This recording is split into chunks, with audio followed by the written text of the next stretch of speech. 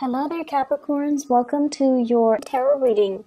The first one is protection from home and protection from lineage. That's a really beautiful message, and it's a very comforting message.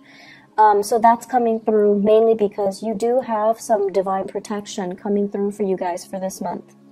The second message is no more frivolous acts.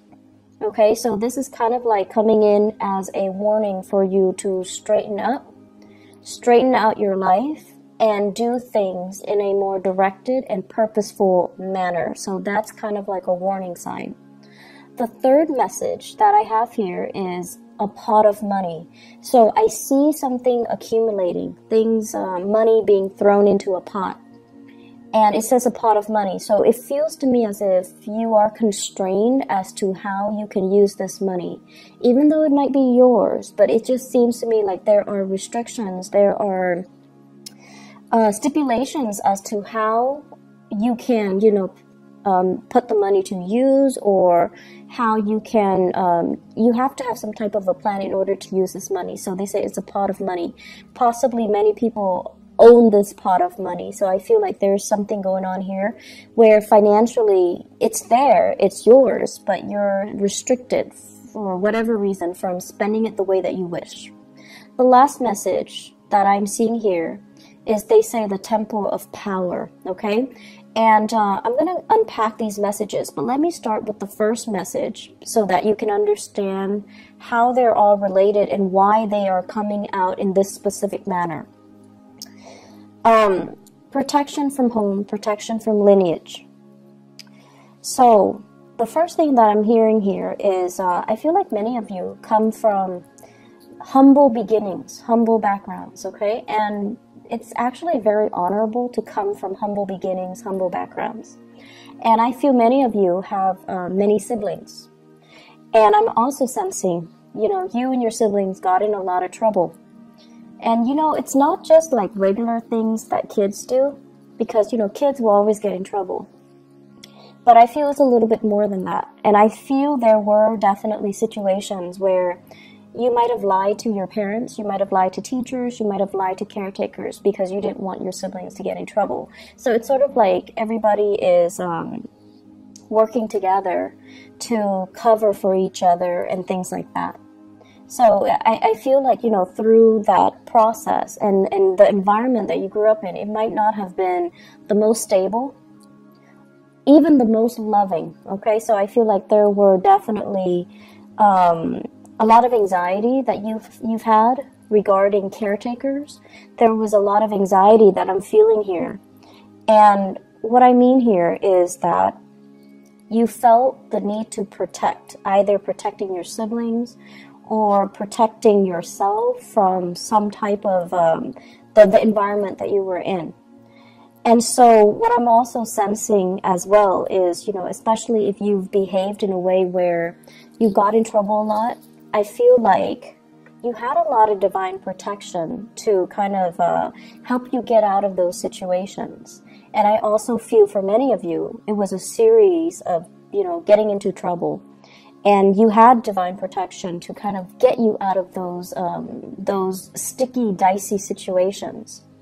And what I'm sensing here is a lot of the times we have divine protection because we need it. Because we're prone to either making bad decisions, or we're prone to being careless, or we're prone to losing our sense of direction or veering off track away from what our moral compass is telling us. So this is a month where you kind of need to realign yourself, and you kind of need to figure out, am I in danger of going astray? Am I in danger of overindulging? Am I in danger in any reason, like in any situation? Are there things that I need to be mindful about? Am I veering off track? Okay? So those are the main messages that is coming through to kind of guide you. And I'm also sensing as well, growing up, you might have had people that looked out for you, right? You might have had people that looked out for you. So they're saying here, protection from home, protection from lineage. And once again, it might have been siblings. It might have been people that you you were really close to, that you consider to be family. But at the same time, it's like constantly getting each other out of trouble or looking out for each other can, in some situations, be enabling. So you want to be very careful about identifying, you know, the fine line between enabling somebody and protecting somebody. So I see that concept coming in. I'm seeing some of you at work doing this same thing with your coworkers, helping to cover somebody who's making a mistake. You don't want them to get fired. You don't want them to get in trouble. So you cover for them. Okay? And then you're covering for them when things are too busy and they don't have time to eat their lunch, they're hungry or whatever, and you're covering for them. And that's fine. In the short run, that's fine. But in the long run, make sure that you're doing that for the right people, mainly because if you're constantly covering for somebody, they don't learn. And when they make the big mistakes and you're not there to cover for them, what exactly is going to happen? So you want to be a little bit conscientious about that. I see some of you as well. They're saying letting others feed. So I feel like that message denotes a lot of self-control, a lot of restraint from your end, which is really, really admirable. And I'm feeling many of you as well, you know, being caretaker, being in positions where it's almost like you have to make these difficult choices regarding, you know, do I sacrifice this at the expense of this? So it's like you're making these really tough calls, and it's like you're stuck between a rock and a hard place, and you don't flinch. You're making these really difficult decisions, and I feel like it can really, you know, for a different sign, it can really break them. But I feel like for you, you're so, in a way, unfeeling about it. Like you tried so hard to detach yourself emotionally from the decision-making process that to you, it's like, yes, it's a rock, between a rock and a hard place, but somebody's got to make this decision, or, you know, somebody's got to do it. So I see you having to be put in positions where you are doing these things that it can feel very, very defeating, like making these really, really tough decisions. And I see a lot of you having to do this in the work front, and I feel as well, these are the honorable qualities about you that will thrust you into the limelight, and that can really help you professionally. The second message that is coming through here, they're saying no more frivolous acts, okay? So straighten things out. Make sure you're where you're supposed to go. Make sure you are in alignment with your moral compass more than anything. So I see this compass, and then it says like morality on it. And it's kind of, you know, when a compass needle, it oscillates or it fluctuates. It's almost like you're close, but you're a little bit off track. So they're telling you, you know, aim to be virtuous, aim to be righteous, aim to do the things that you know is right, aim to basically be guided and make decisions that are guided by your moral compass. So once again, the previous message about you having to make these really difficult calls, make sure that whatever you do, you are guided by your internal moral compass. The frivolous acts message, I honestly feel like it deals with overindulgence in sex and relationships, okay? It deals with, are you truthful to the people that you love? Or are you being led astray by, you know, physical desires for fun, excitement, and just, you know, meaningless relationships? So that is a message that I really want to emphasize because it's coming out very strongly. It's coming out across 3 cards here in this spread.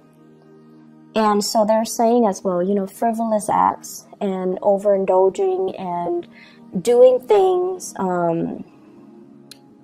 doing things based on our baser desires rather than from spiritual enlightenment. So I do see a lot of drinking, spending, you know, all night drinking and then making bad decisions. I do see people with a lot of relationship partners. So I would really, really urge you, be careful about protection. Be careful about shielding yourself from, you know, negative energies. Be careful as well that you don't end up, you know, like drinking the night away and then waking up next to a stranger and not using protection. So, you know, things like that. And I'm not going to go into that any further. So just please be careful for this month. It is still Mercury retrograde until the 15th. I believe it's the 15th. And it's a prime time for us to do things in a more reckless manner. And it's a prime time for us to make mistakes, okay? In order to even miscommunicate, misunderstand, and do things that we normally wouldn't do. So it's a good time for you to be extra careful if you are sleeping around, if you are, you know, running around, having multiple relationships and with people that you don't know very well. So just please be careful about that. All right. So try to steer yourself on the right path, and whatever vows you make to your relationship partner, make sure you honor them. Make sure you honor them. Okay. The third message here deals with a pot of money. Okay. So like it's basically a pot of money. And what I see here is I'm feeling for some of you, the work situation is going swimmingly well. It's going really, really well. Many of you are able to travel, are able to see the world, are able to save up quite a bit of money, are able to kind of, you know, have the lifestyle that you want because of your financial situation. Things are going really well for you guys. Many of you are also business owners, and I feel like you might be an associate, or you might even have a business partner. And so the two of you, or the three of you, or, you know, the group of you, you're accumulating quite a bit of money, and you're busy. You're really, really busy. It's like money is coming in faster than you can spend. But on top of that, you're so busy that you're not really spending it. So it's growing, it's accumulating, and it's just sitting there. So you're in a very, very good space financially. And I honestly would suggest, you're sitting on money, try to diversify, try to invest. And I also feel that you might want to go into real estate. You might want to go into property management. You might want, even think about, you know, opening up a restaurant, opening up a venue, opening up something where I feel like there is a physical structure. So it could be like, you know, property management. You're managing physical structure. Opening up like a restaurant where it's physically like in a structure. So doing something like that where things are stabilized, and I feel like that's going to be the right way to do things, okay? Investing here and there, it's a little bit too volatile right now, so you might want to rethink it. And so I feel like you're sitting on some money, and make it, you know, like put it to good use. Make it work for you, make it grow for you. And even if you're just like, oh, but I have so little, you know, start investment with like 500 at a time. So you might not have, you know, the 10,000 that you're hoping for a down payment, or even to start investing. Start investing it in some way, somehow. Start early, okay? What I'm also feeling as well is some of you might have financial linkages with another person. So it's like shared pot of money. So it's shared between you and other people, possibly with a partner, like a relationship partner, or a business partner. And I feel like, you know, things cannot, like you can't make the decision unilaterally without their consent or without their input. So you're trying to decide what to do with the money. And I'm also sensing Some of you, it's just like sitting there. It's not really being utilized to its full potential. And I also feel like you and your partner, you're interested in accumulating it, but it just sits there. So try to invest, try to expand your business, try to figure out what to do with it so that it's just not sitting there losing value over time, okay? I see that happening, and I feel like you're better off doing something right now. And, you know, it's funny because it is Mercury in retrograde, but I feel like, you know, having these discussions so that you can start planning things out and start doing things, it's actually more favorable for you guys during this time. I'm also feeling as well, many of you have worked really, really hard for your financial situation to be really stable right now. So it wasn't just, you know, handed to you on a silver platter. And I also feel because you've worked really, really hard, you're being quite conservative when it comes to your spending, being quite conservative when it comes to not taking risks with your money, which is also really good. But I feel like the market is supporting that right now, so you might want to do a little bit more research, okay? Do a little bit more research and feel a little bit safer to spend, because I feel like it's a good time for investment opportunities. It's a good time for you to actually go for it. So whatever you've been thinking about for the past 3 years, definitely go for it, and don't shortchange yourself anymore. Invest in yourself. So some of you possibly could be thinking about taking a really big course. Like I'm seeing a lot of realtors. I'm also seeing people who are interested in like the hospitality and the restaurant types of businesses, where you might have to take like a course, you might have to take a training course, you might have to take an initial, you know, course to do something, right? And you're just like, I don't know, it's a lot of money, you know, like the enrollment fees are high, and you've been talking about it and mulling it over, but you're just like, I don't know if it's worth it. I don't know if I have the money right now. I feel that the money is there, and it actually is a really good time for you to start investing, okay? What I'm feeling as well, there is an air sign here in your work sector. So this is somebody that you're dealing with on a regular basis in the work front. Air signs are Aquarius, Gemini, and Libra. And I see a more, well, you know, Aquarius is a masculine sign. But the way that I'm seeing this person is, I feel like it's more of a masculine person, someone who exhibits more, you know, go-getter, assertive traits, okay? So we're not talking so much genders, we're talking about characteristics and traits. And this is somebody that is like a no BSer. If they catch you lying to them or shortchanging them or being deceitful or being evasive, they're going to get very aggressive, and they don't take no for an answer. It's somebody who's very, you know, they're like a hawk, and they know how to dig for answers. They know exactly what they want. They go towards it, and they will, you know, kind of slice through anything and anybody that is standing in their way. This is somebody that you actually admire, okay? You admire this person. And I honestly feel like you wish you could be like this person, but sometimes you get really annoyed by them because you feel like you feel like they're on this, you know, moral high ground preaching to the choir, and you feel almost like it's hard for you to relate to them.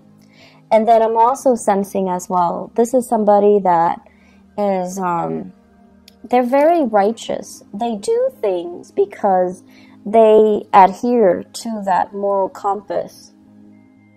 And I do feel as well there is this love-hate relationship happening between you and this person, where a big part of you wants to adhere to your sense of morality, and you see that the other person has gotten where they are because they adhere to that. But I also see you comparing your life to their life, and you're just like, but I have more money, and you know, they're still struggling. And so there's this comparison. There's also this sense of like this love-hate, but admiration. You really admire this person.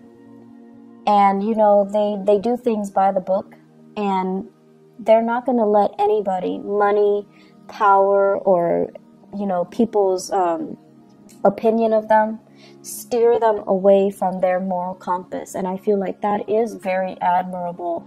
And at the end of the day, that's the person that you aspire to be. And this concept of morality is coming out so strongly for this month. I just feel like you're going to be confronted with many ethical dilemmas. And what you do can, unfortunately, what you do can really set you up for, you know, an accumulation of karma, good or bad. So I would urge you to really listen to that inner voice and to follow your moral compass, okay? You guys do have Saturn in your sign right now, and it will stay there roughly 2.5 to 3 years. So you want to make sure that you are clean. You want to make sure you do things the right way. You want to make sure you really, really, really follow your intuition, and especially that moral compass. Okay, Saturn is a planet of karma. It is also a taskmaster. It teaches us things that we don't want to deal with. It forces us to confront some important life lessons. And so what you do for this month, and especially in a Mercury retrograde period, it just feels to me to be very karmic. Mercury in retrograde, when secrets come spilling out. So what you do for this month is actually very, very important. So listen to that inner voice. Do the right thing. And obviously, you know, that's not going to apply to everybody. And just make sure you know where you stand. Make sure you know who you are. And make sure that you do things by the book. Okay? I guess we're moving on here to the last message, Temple of Power. Temple of Power. So I like this imagery, because what I'm seeing here is I see this island. It's kind of like a moat. It's surrounded by water. It's cut off, and you know there's a bridge leading to the moat, and there's a temple, a fortified structure. It looks like a temple that's built on top of it. And I see you patrolling, walking back and forth, patrolling the perimeter. And you're kind of looking out. And you know there's only one way in, right? Like there's only one bridge over the water to get to where you are. But you're like obsessively just patrolling the area, looking out, just making sure that, you know, you're counting all the money in your vaults. You're looking out to make sure that no one is coming in to steal things from under you. So what this denotes to me is it's a fear of competition. It's a fear of losing everything that you've worked really, really hard to get at, okay? And many of you, you guys are really, really hard workers. You guys work tirelessly to go after what you want. And I also feel as well, there's this sense that you really, really push yourself. And coupled with the first message about humble beginnings as well, you've gotten where you are today, mainly because I feel for many of you, you've had to make a lot of sacrifices. You had to make a lot of tough decisions. Oftentimes, they might not have been in alignment with your moral values, but you had to do them because you had to build this temple of power. And it's not just about the money, it's about challenging yourself. It's not just about, you know, I want to be successful and I want to be a millionaire or billionaire. No, it's more about challenging yourself. It's about, you know, climbing that mountain. It's about putting yourself in difficult situations to know who you are and to know what you're capable of. So you're at this point right now where you are at the peak of your professional development. So people respect you, people hold you in reverence, and people really, really admire you, and they come to you for your expertise. So you're in a really, really good place where you have a lot of respect from other people. you're also obsessively just, patrolling the perimeter to make sure that everything is going the way that it should. And I also feel for many of you as well, it's tiring. It's tiring to have to stay up so many hours to patrol the perimeter, to obsessively, constantly be up and walking around, making the rounds. So it's really, really challenging. And I'm also feeling as well, for many of you, the career path that you're on right now, there was initially a reason why you got into it. You could love helping people, or you could love, the money associated with it. There was an initial reason why you got into the career track that you've gotten into, where you are right now. But because of the demands that it is making on you, you're kind of falling out of love with it. Okay, so this is kind of like the month where that reality check came in. And you're just like, why am I always patrolling the perimeters? Why am I always up? Why am I not able to, why am I just sitting on this pot of money and not being able to enjoy myself? Why am I pushing myself, constantly pushing myself so hard to achieve? And so the reality of it is starting to really dawn on you. Do you really still love your job? Or do you do it? Like, are you just going through the motions? Have you also invested so much into it, like so much sunk cost, time, energy, resources, that if you were to leave now, you can't really retrieve that sunk cost? And at the same time, what was that initial reason that you got into the career track that you're in right now? And is that reason still there? Do you still have that reason for you to make it to like honestly tell yourself, it is still worth it, okay? I still want to do this. I'm sensing as well, some of you first got into this business or this career track mainly because it allowed you to be flexible. It allowed you as well to, I feel like you were in love with the work that you do, okay? And for some of you, I feel like it's of service to other people. And then for others, it allowed you the flexibility. And then those reasons they cease to exist. So I feel like they're not there anymore, mainly because the demands of it is too much and you're falling out of love with it. If that is the case, think about what else you can do. Think about new work. Think about, finding ways to re-inspire yourself, or finding ways to reinvent the work that you're doing, to streamline the work processes, or find somebody to manage certain aspects of it that you don't like to do. That is going to be really helpful. So I definitely feel here you are in a position of tremendous power. You don't have to do all the stuff that you don't want to do. You can you can allocate it to somebody else. You can hire more people to take over whatever it is that you don't want to do. You don't have to be a slave to this routine or this path that you feel you're already on and it's too hard to backtrack. Okay, so there is a better way to do things, and there is a way to kind of reinvent the work so that you're not constantly, so that it's not making such heavy demands on you, and you're no longer in love with the work. Okay, so really think about those things. Let me see if there's anything else that is coming through. Last minute messages here. So yes, there is one last message. What I have here is, this is the Two of Wands. So you have here the Three of Wands and also the Two of Wands. The Two of Wands is basically a lot of interaction. It's falling in your 9th house.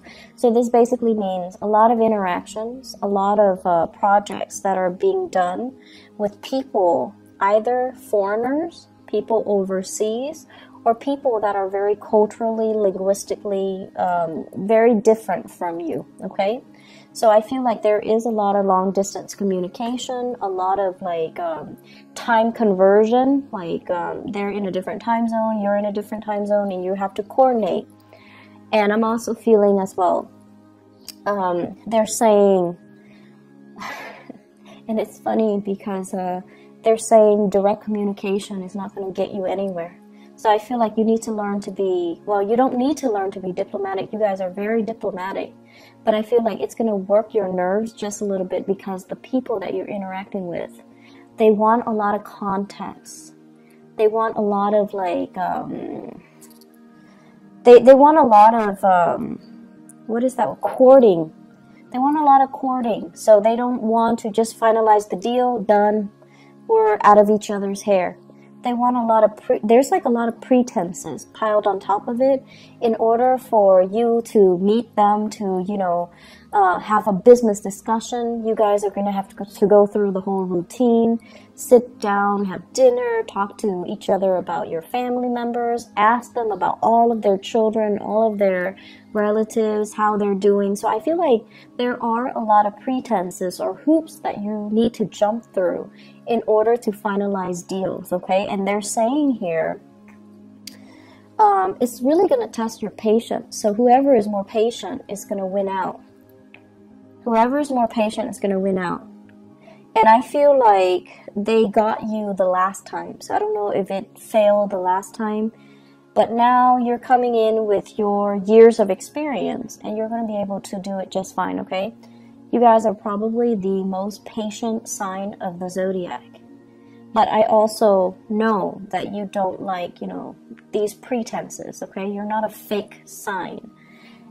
So I feel like finding that middle ground where you can accommodate and get what you want without losing your mind, that's going to be the challenge here.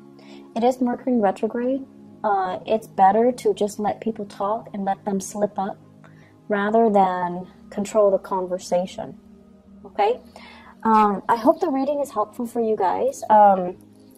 Actually, relationship, yes, I wanted to talk a little bit about relationship. So, you know, that pot of money that I sensed earlier, I feel like some of you are in the middle of some type of a major relationship breakthrough where you're thinking, you and your partner are thinking about setting down roots, buying new property, joining up to buy property, or thinking about the next step, the next adventure, the next phase of your life, the next home. So I feel like you have some really, really important discussions with your relationship partner regarding that. You know, what are we going to do next? Where's our next trip? Where are we moving to? Where's our next house? And I feel like financially things are going really, really well. It's like I see a power couple dynamics with you and your relationship partner. So it looks really good. What I also have as well, I have the Five of Pentacles as well as the Wheel of Fortune. Once again, this is major, major karmic energy. The Five of Pentacles is about destitution. It's about loss of money. It's about losing it all or gaining it all. It's about share resources, and it's also about, in its purest form, when it comes to relationship, it's about having somebody by your side through thick and thin. If you look at the traditional Rider-Waite deck, it's the couple, they're walking around in the snow, they're trying to find shelter, they're both wearing rags, and, you know, it's not a good situation to be. But in a love relationship context, it's a couple that through thick and thin, they will be around for each other. So I feel like you have a partner that you have been with through thick and thin. Many of you have been together for many years, and you've seen them at their worst. They've seen you at your worst, and a lot of things have happened between the two of you, but you still manage to kind of rough it out and stay together. So some of you have that, and I feel as well, you both are so in sync that the passion never diminishes between the two of you. And then I'm also seeing as well where it's a power couple energy, where the person that you're with, they complement you, they add value to your life. So listen to your partner, and especially honor them and value the contributions that they are bringing into your life. I feel many of you are with a fire sign, Sagittarius, Aries, or Leo. And then others are with this earth sign, Taurus, Virgo, Capricorn. And the earth sign, I feel, is it's that both of these signs indicate to me a power couple. But I feel many of you with this earth sign, that's the one that you've been with for a really, really, really long time. You know all of each other's annoying traits, and you still choose to stay together. I feel like this month is really going to test your relationship, so be very patient, be very honest, and especially, don't deviate from your internal moral compass. That's where it's guiding you, okay? So I'm going to end the reading now. I do wish you all the best. It is really good to reconnect with you guys. I will be, I promise, a lot more timely with these readings. I got another job. I don't know if you guys have listened to that part of my explanation a few months ago, but I had to move and everything just hit me all at once, and that's why January and February were extremely difficult months. Things are stable right now, so I'm going to be a lot more consistent with the readings, okay?